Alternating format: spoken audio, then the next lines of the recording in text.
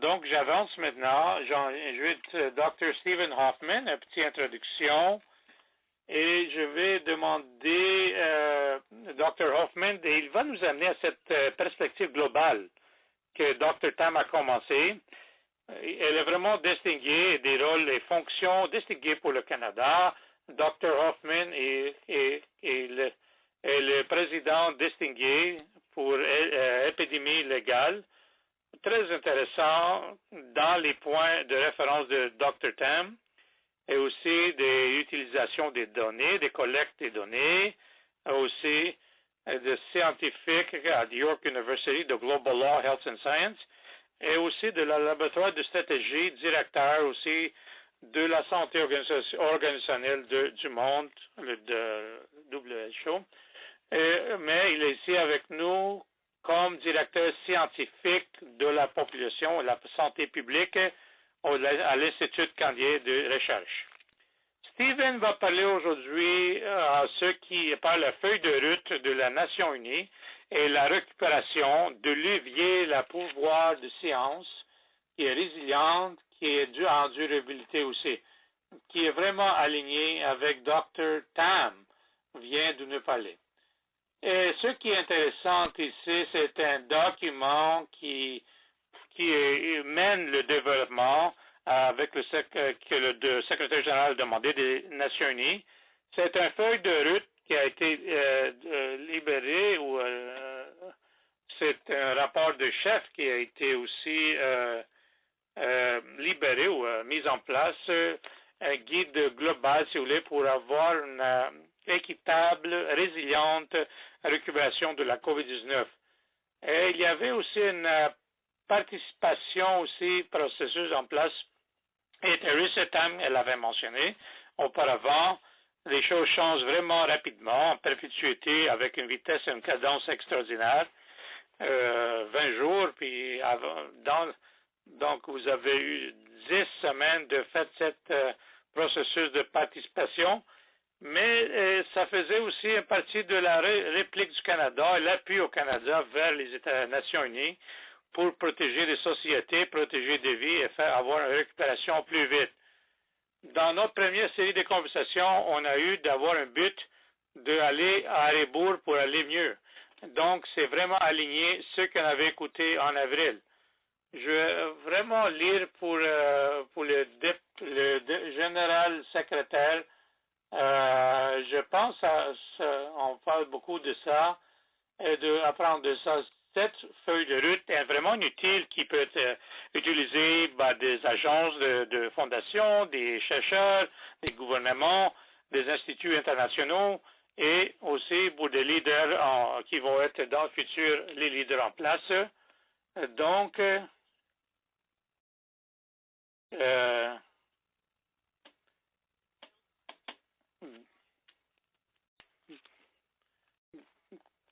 de vraiment vérifier, de protéger les plus vulnérables.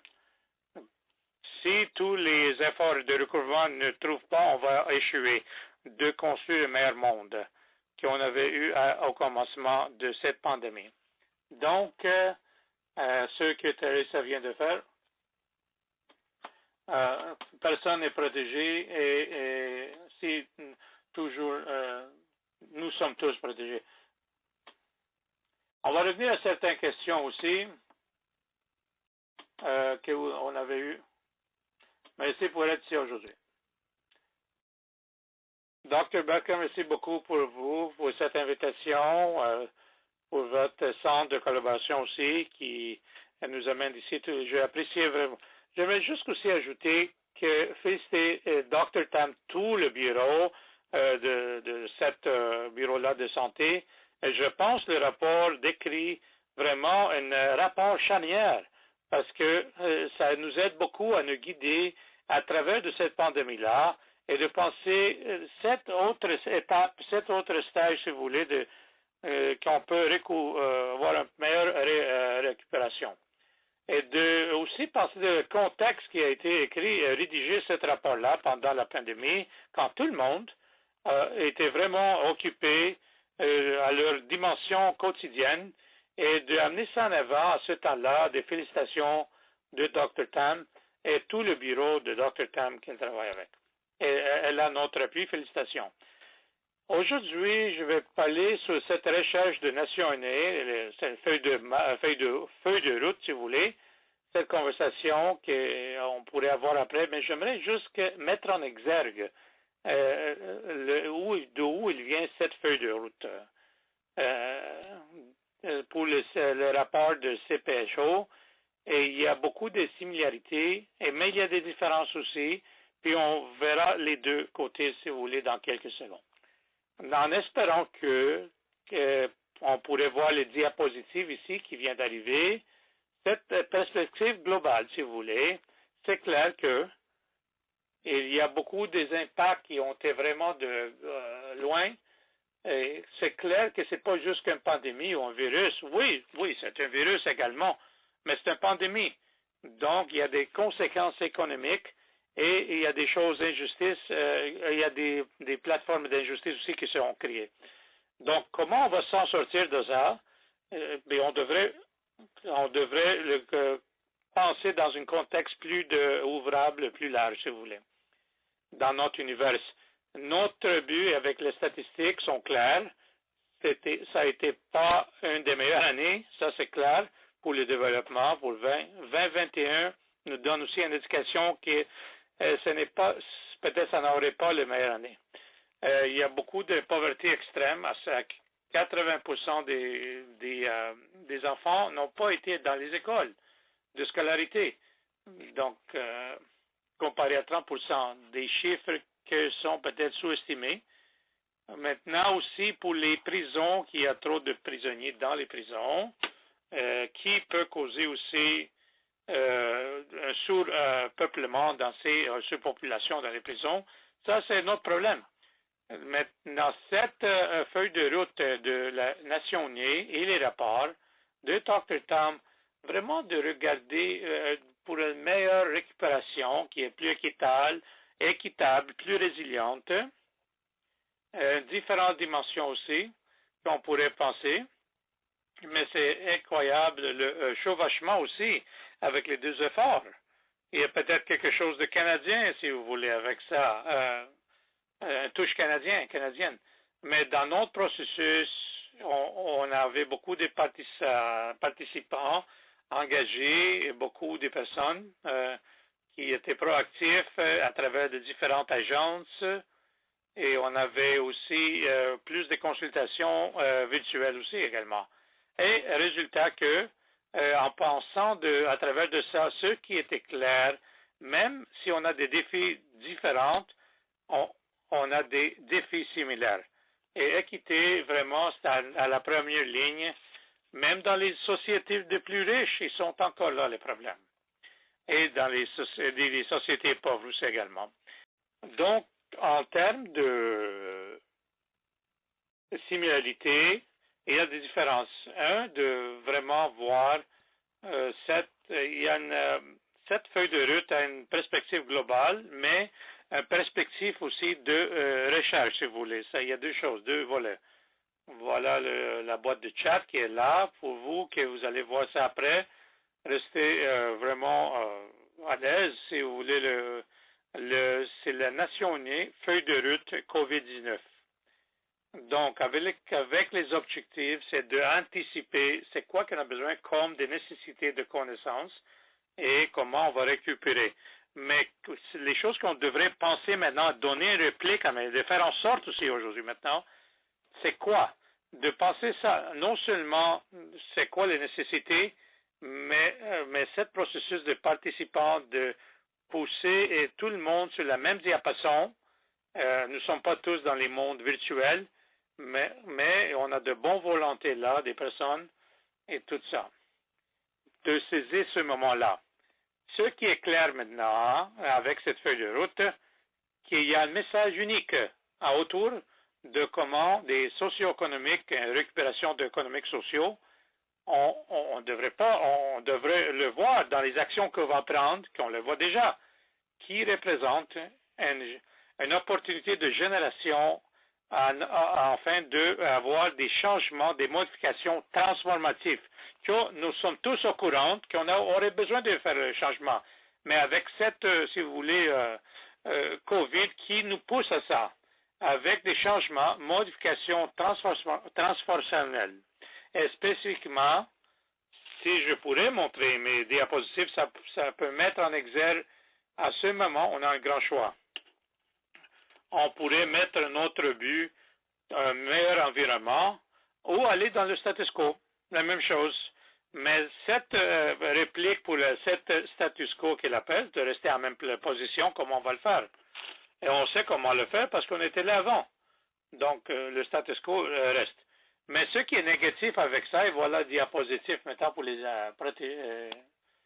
partager, cette approche-là n'est pas satisfaisante parce que notre ordre mondial ne sert pas les nécessités de tout le monde, de cette personne-là, ce groupe-là qui souffre. Donc, ce n'est pas satisfaisant du tout. C'est donc un résultat de status quo ne permet pas d'accomplir notre but de durabilité de 2021 et plus pour tous les pays au monde, s'ils signent, jusqu'à 2015. Cette option idéale est d'aller dans un futur plus positif, mais le défi est qu'on ne sait pas comment arriver là. On sait beaucoup de choses, on connaît beaucoup de choses, il y a des matières qu'on connaît où on prend d'action, on a beaucoup de connaissances à construire, mais on ne sait pas exactement quelle route prendre. Donc, ça, c'est, on met ça c'est la recherche, puis ça, c'est la raison qu'on souligne la recherche, on le met en exergue. Donc, ça, c'est la feuille de route, comment arriver là. L'autre diapositive, s'il vous plaît, la prochaine. Ce qui est clair, par exemple, c'est dans cette feuille de route, on a une opportunité de souligner 25 priorités de recherche qui vont aller sur 5 piliers qu'on devrait donner des réponses aussitôt possible. Mais on va donner une trame factuelle, si vous voulez, pour comprendre tous les défis et les opportunités en avant de nous. Puis on ne les discute pas aujourd'hui, mais ça, avec 5 stratégies de science pour adresser dans le système d'éco. 25 priorités de recherche pour servir, pour répondre à toutes les questions. Je ne fais pas toutes au complet, mais et de vraiment peaufiner les détails.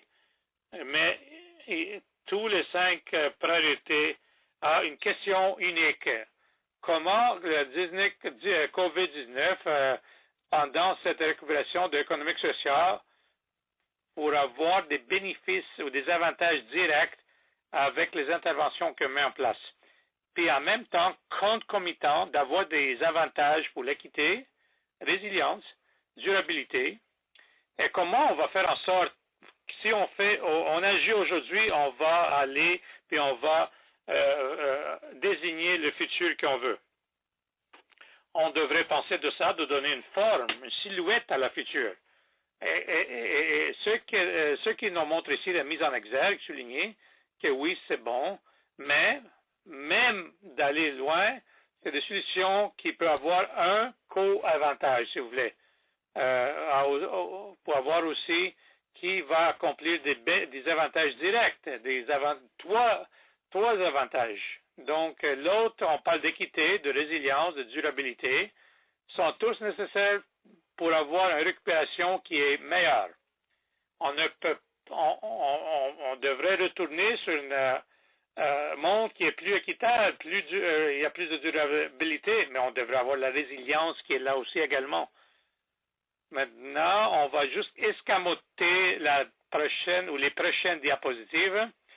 Maintenant, les actions qui sont nécessitées et avec des chercheurs qui doivent tacler toutes les recherches complexes et les priorités pour être informés en solutions transformatives en ce qui a trait à la COVID-19 pour révéler et créer. Deuxième chose, Dr. Tam a mentionné ces actions-là. C'est les actions pour les chercheurs. On devrait tacler tout ça et ces priorités pour les agences de financement aussi, les recherches. Et on appelle aussi le gouvernement, les sociétés civiles, les leaders de santé, de demander une chose effective d'une recherche qui est positive, de ceux qui sont importantes, est vraiment de vraiment institutionnaliser l'usage des décisions de recherche dans toutes les décisions qui peut en effet créer un cycle virtuel en perpétuité pour nos idées. Je vais conclure avec ça. Merci beaucoup à tous pour avoir ce séminaire ici aujourd'hui, le webinaire. Merci à tous les partenaires. Voilà, c'est une équipe de Team Canada, d'équipe Canada, si vous voulez. Merci Steven, et j'ai vraiment appris, ça fait longtemps, il y a belle lurette, et ceux qui pourraient vraiment aider, il y a un grand sagesse dans ça, qui peut mettre ça dans une phrase. Ça, c'est les personnes qui ont beaucoup de sagesse, vous l'avez fait, avec un jugement de sagesse. Merci pour tout ça. J'aime les métaphores aussi également. L'image, parce que vous avez donné même une image d'un tabouret avec 3 pieds. Parce que c'est une image avec un tabouret quand on a 3 pieds qui est vraiment fort. Mais quand il y a un pied d'un tabouret qui brise, on a des problèmes. On n'est pas stable. Donc voilà, c'est vraiment succinct et une excellente plateforme pour notre conversation ici aujourd'hui.